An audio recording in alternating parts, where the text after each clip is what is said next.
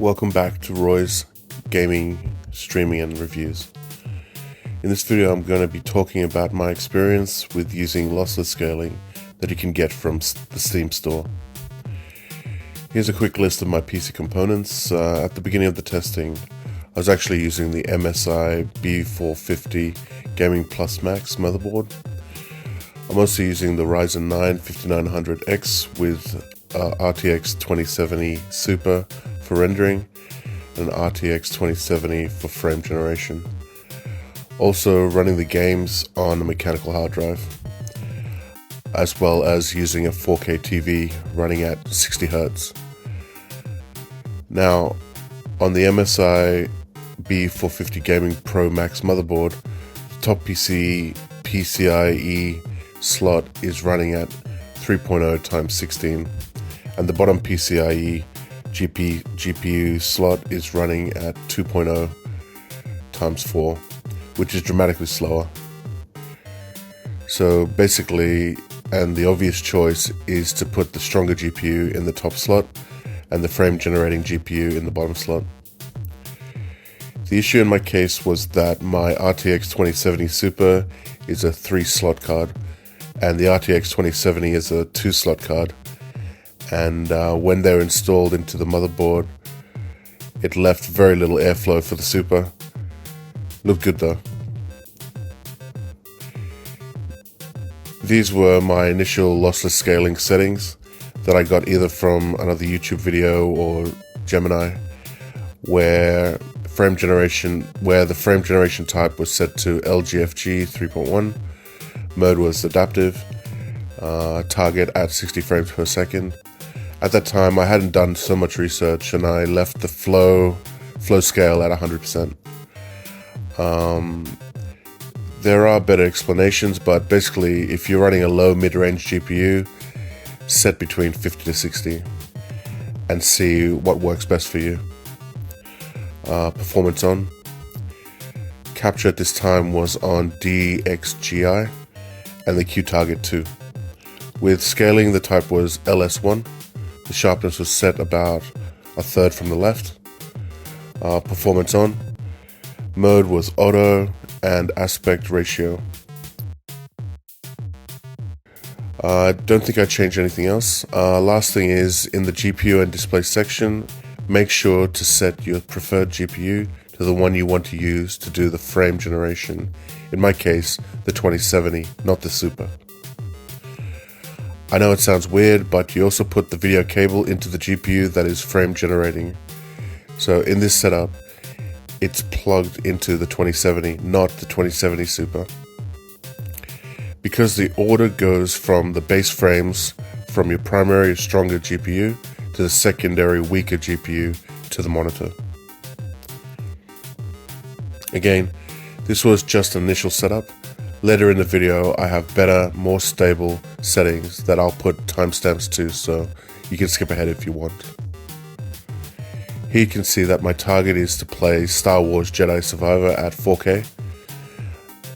Make sure the game is playing at windowed mode, or else lossless scaling won't work. And I want to play at medium graphics settings as I start getting pretty close to my VRAM cap, which is only 8 gig on the 2070 Super. On the left you can see the game running with the RTX 2070 Super by itself, where it's running at 100%, hovering around 60 degrees, and the CPU around 40 degrees, but I'm struggling to maintain 60 frames per second. Now, on the right you can see both GPUs running using lossless scaling, where for some reason GPU 2 is the 2070 Super and GPU 1 is the 2070. The Super is doing the base frames capped at 30 frames per second, and the 2070 is generating the rest of the 30 frames to hit the 60 frames per second, which are consistent, but the Super is running between 80 to 85 degrees, which is not what I wanted, and not good for the life of my system.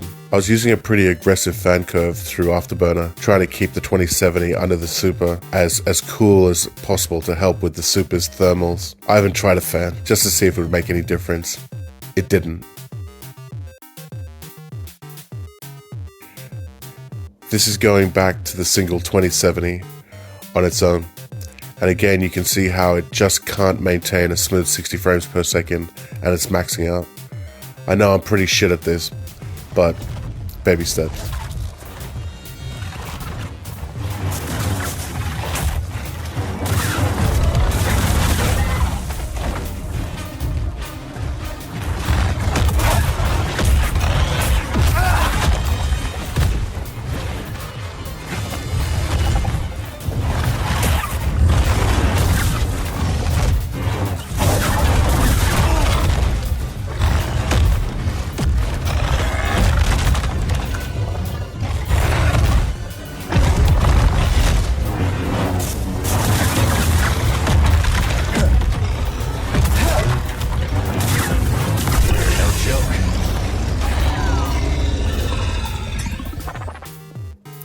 So I decided to get a used Asus Strix X570 motherboard. I thought it would have a bigger gap between the two top GPU slots, but exactly the same as the previous MSI motherboard. The difference between the B50 and the X570 at the PCIe lanes were with the B450 with two cards. The top slot would be at 3.0 times 16 and the bottom would be at 2.0 times 4. On the other hand, the X570 offers 3.0 times 8 on both slots being used. So that gave me the idea of switching the GPUs, having the Super at the bottom for much better airflow, and the standard 2070 in the top slot with some airflow, and kind of reversing some of the settings a little. Now, after a bit more research, I tried a few more things to get things working more stably and smoothly. One was to make sure to go to the graphics settings in Windows.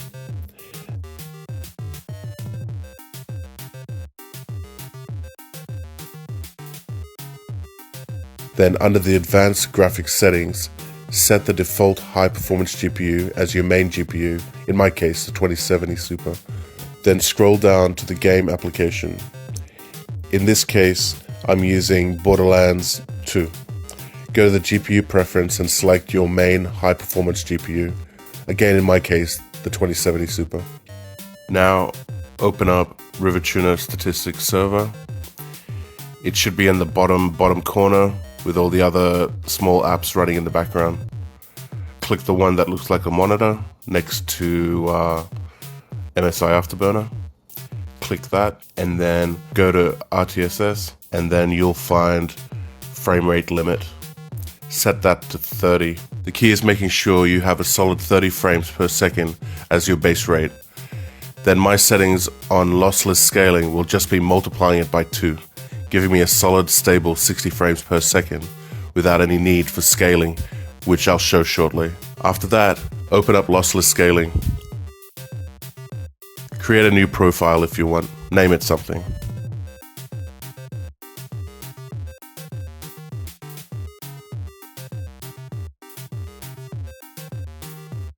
With the frame generation, set type to LGFS 3.1.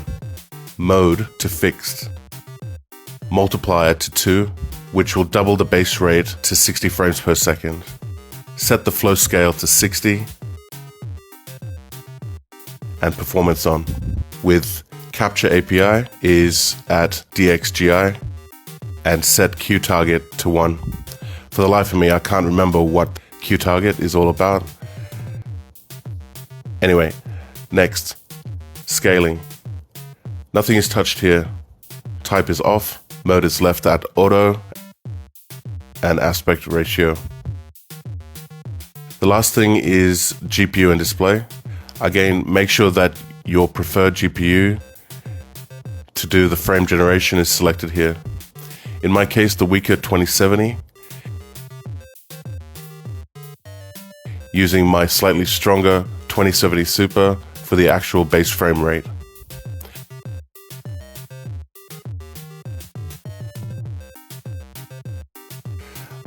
Shout out to Toasty Bros. I got these settings from them, so very much appreciated.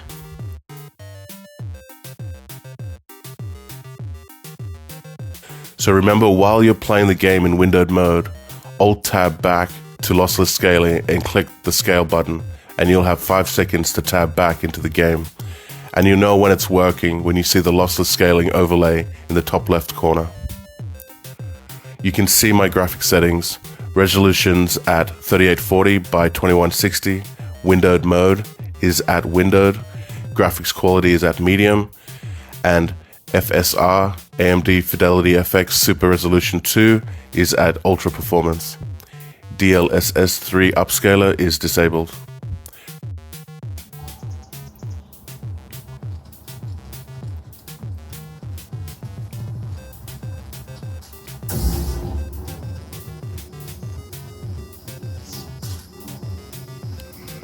We can see that with these settings, my graphics cards are now running at better temperatures, keeping pretty consistently under 60 degrees.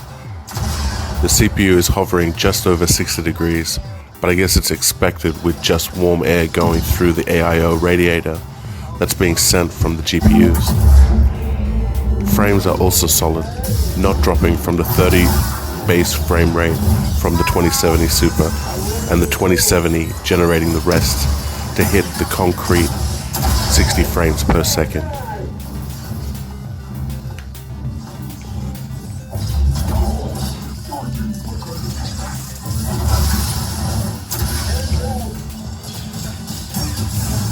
So, yep. I still need a lot more practice with the lightsaber. I thought I'd give Cyberpunk a go with the same settings, just for shits and giggles. And at the beginning, I had it set to 4096 by 2160, and it was pushing the Super at the mid-90s in usage and dropping frames.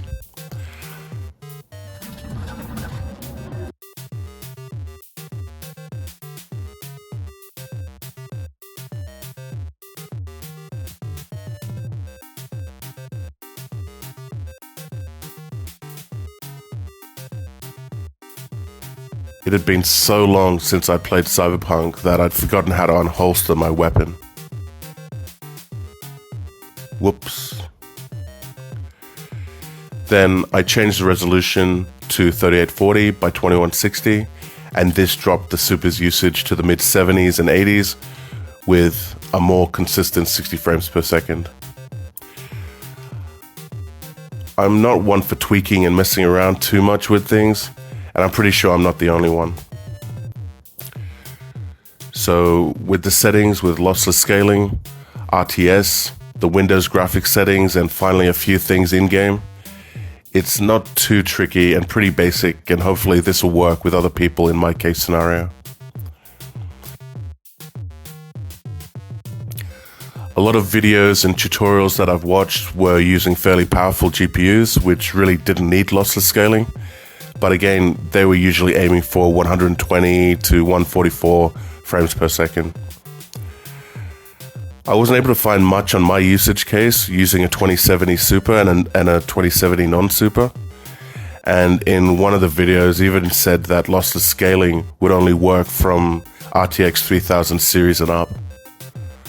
I'm not too sure about AMD graphics cards, so nonetheless, I still wanted to try it anyway, plus the program was only like $5. Anyway, let's wrap this up. Thanks again to Toasty Bros, their video helped a lot, and THS, the developer of Lossless Scaling. Thanks for watching. If you like this video, hit that like button, and if you want more, be sure to subscribe. The quest is complete for today, but our adventure is far from over. Reloading for the next round. See you in the next chapter. Until then, stay frosty.